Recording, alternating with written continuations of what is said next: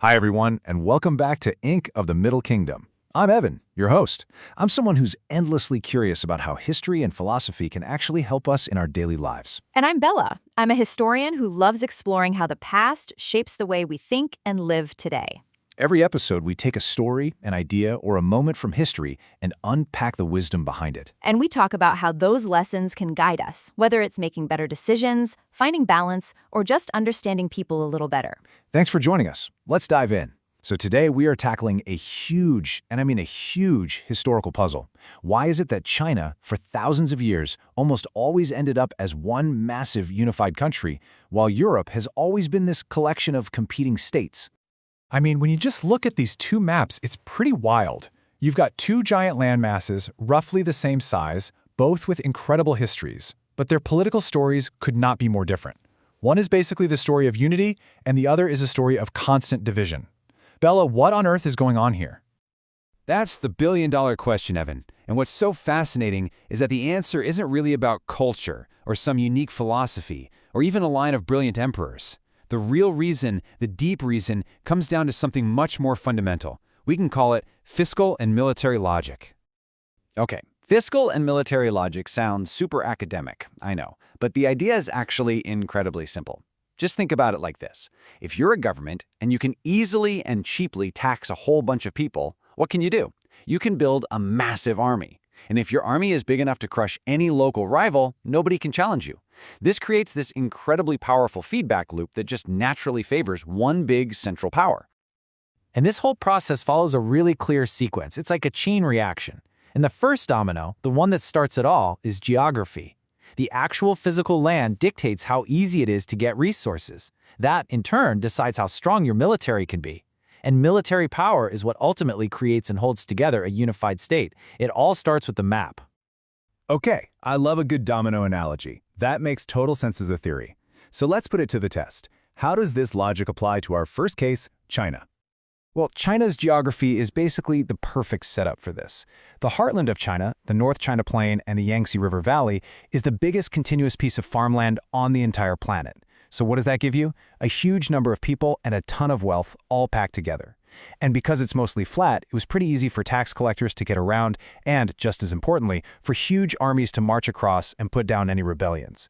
The bottom line is, for a central government, the cost of controlling this massive, wealthy core was surprisingly low. And this advantage was so immense that unification became, well, it became China's factory default setting. Sure, dynasties would fall and the empire would break apart for a while, but that underlying geographical logic never went away. It was only a matter of time before some new power would rise up, take control of that rich heartland, and put the whole country back together again. It was almost an inevitability, written right into the landscape itself.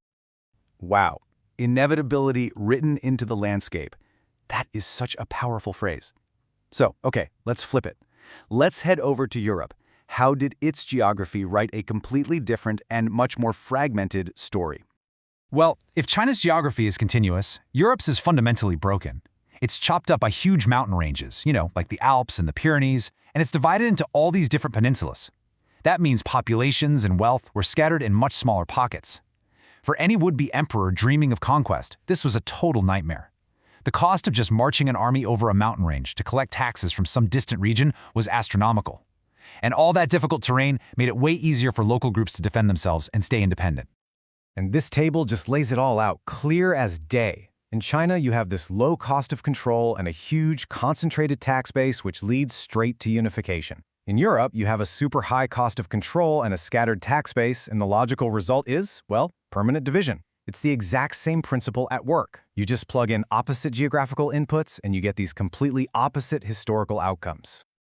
This is such a clear way of looking at it, Bella. And, it feels like it's bigger than just history. It almost feels like some kind of universal rule about how organizations work. Is that what we're looking at here? You absolutely hit the nail on the head. It is a universal principle, and you see it just as much in a modern company as you do in an ancient empire. It's always this balancing act between the benefits you get from being big, what we call scale benefits, and the rising costs of actually managing that big, complex thing. Any organization, as it gets bigger, gets more resources. That's the upside. But it also gets way more complicated and expensive to run. So every political system has what you could call an optimal size, a kind of sweet spot where the benefits of being bigger are perfectly balanced by the costs of managing it all.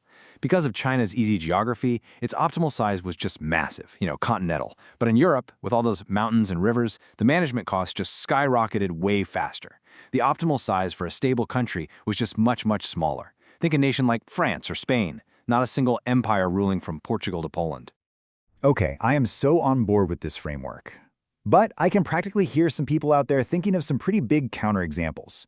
So I want to play devil's advocate for a second and bring up the two biggest ones. Ah, yes, the Roman Empire. That's always the first one that comes up, and for good reason. It's a great question. How did Rome manage to unify Europe if the geography was working against it? Well, the thing is, the Roman Empire is the classic exception that actually proves the rule. So Rome was able to rise because it had this enormous head start. It was conquering neighbors who were, frankly, far less organized and technologically advanced. But here's the great irony. In the process of ruling its empire, Rome spread its own civilization everywhere. It spread its laws, its road-building techniques, its systems of organization. It basically strengthened all the regions it conquered. So after Rome finally fell, those same regions were now strong enough to resist any new would-be conqueror, and they had that same difficult geography on their side. In a way, Rome itself made a second Rome impossible. That makes so much sense. It's like Rome accidentally vaccinated Europe against another empire. Okay, so what about the other big elephant in the room? Religion.